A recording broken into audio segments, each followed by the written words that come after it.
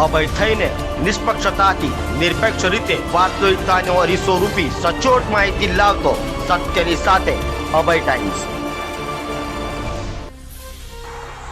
સુરતમાં હજીરા વિસ્તારમાંથી 3 કિલો અફઘાની ચરસ ઝડપાયું છે, તો 2 દિવસ પહેલા વલસાડના ઉદવાડામાં દરિયા કિનારેથી ચરસનો જથ્થો મળ્યો હતો।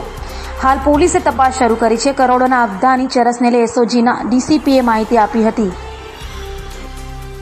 ગુજરાત નશાખોરીની બાબતમાં પંજાબ સાથે હરીફાઈમાં ઉતર્યું હોય તેમ લાગી રહ્યું છે। વલસાડના ઉદવાડામાં દરિયાકાંઠેથી 12 કિલો ચરસનો જથ્થો ઝડપાયો હતો, તો આજે સુરતના હજીરામાંથી ચરસ પકડાયું છે। સુરતમાં હજીરા વિસ્તારમાંથી અફઘાની ચરસનો જથ્થો પકડાયો છે। હજીરા વિસ્તારમાં દરિયાકાંઠેથી એસઓજી પોલીસે 2.5 થી 3 કિલો જેટલો કરોડોની કિંમતનો અફઘાની ચરસનો જથ્થો કબજે કર્યો હતો। 1.87 કરોડના હાઈ પ્યુરિટી અફઘાની ચરસનો જથ્થો મળી આવતા સુરત દરિયાઈ માર્ગે થતા ડ્રગ્સ સ્મગલિંગના રેકેટનો પર્દાફાશ થયો છે। આ અંગે સુરત એસઓજીના ડીસીપીએ વધુ માહિતી આપી હતી। દ્વારા 15 ઓગસ્ટ નિમિત્તે અમને 2-3 પ્રકારની ડ્રાઈવ આપેલી। એમાં હોટલ ચેકિંગ, પછી વિવિધ સ્થળે જે શંકાસ્પદ સ્થળો છે ત્યાં ડ્રગ્સનું વેચાણ થતું હોય તો એવા સ્થળોનું ચેકિંગ, તથા જે દરિયા કિનારે પણ ઘણી વખત અગાઉ ભૂતકાળમાં 2023માં અને એમ અફઘાની ચરસ પકડાઈ તો એની ડ્રાઈવ પણ ચાલતી હતી। એ દરમિયાનમાં અમારું જે એક ફિશરમેન વોચ ગ્રુપ જે એક્ટિવ છે એમાં ઇન્ફોર્મેશન અમને મળી કે ભાઈ આવા 1-2 પેકેટો મળેલા છે, અહીંયા મળી આવ્યા છે।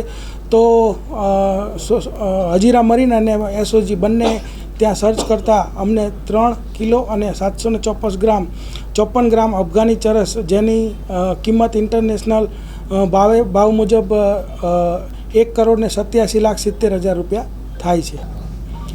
આમાં દરિયા કિનારેથી આ તણાતું આવેલું હોય છે અને જે માછીમારોને મળે છે કિનારા ઉપર પડેલું મળે છે। અમે અગાઉ ડ્રાઈવો પણ રાખેલી છે કે ભાઈ આવું કઈ જગ્યા ઉપર મળે છે। ત્યાં ડ્રોનથી પણ અમે જૂન મહિનામાં ડ્રાઈવ રાખેલી, અને એટલા માટે જ રાખેલી કે માછીમારો સતર્ક રહે અને આવું કોઈ પણ પદાર્થ એને મળી આવે તો તાત્કાલિક પોલીસનો સંપર્ક કરે। એટલે પોલીસની અને જે ફિશરમેન છે એની સતર્કતાને કારણે આ જે ચરસનો જથ્થો પકડાઈ ગયો છે, પરંતુ એનો દરિયા કિનારાથી અહીંયા આવેલું હોવાને કારણે હજી સુધી ક્લુ મળી શકતો નથી। પણ જેવો મળશે એટલે તાત્કાલિક બધા જ જે ગુનાઓનો ભેદ ઉકેલાશે તો આખું રેકેટ જે છે બહાર આવશે।